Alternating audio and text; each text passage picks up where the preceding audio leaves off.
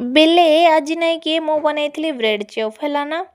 चलो मु देखी मो स्टाइल मु किन बनाऊँ ब्रेड चॉप। फास्ट पलि आसली करे बसईदेली तेल पकईदेली फुटण पकईदेली फुटण फुटिया पर कंचा लंका मेसुंगा पत्र पियाज पकई भाजीदेली।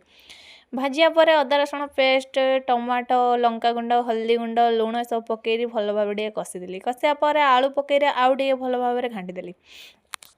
घाटिया पर से मैगी मसला मीट मसला एवरेस्ट मसला पकईदी भल भाव आउ टे कषिदेली। कषिया पर मु लास्ट रे भूली जाइली धनिया पत्र पकाइबापी किंतु धनिया पत्र पकईनी फाइनाली रेडी हो गला आलू मसला। तापर ब्रेड गुड़ा डेंग डेंग कर भल भाव काटिदेली। सब गोटे गोटे कर काटिदेली। काटिया पर जो आलू मसला बनई रखी से ब्रेड रे मझे सब स्टफिंग देदेली। आलू मसला गुड़ा गोटे गोटे कर सबूरा स्टफिंग दे थोदेली। तापर कॉर्नफ्लावर और बेसन लुण पकई तार गोटे बेटर बनैली।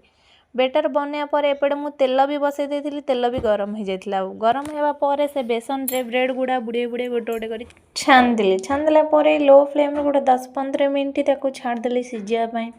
दी साइड जो नोटा नोटी करी भल भाव फ्राए करदेली। फ्राए करदेला पर फाइनाली रेडी हो गला हमर ब्रेड चॉप।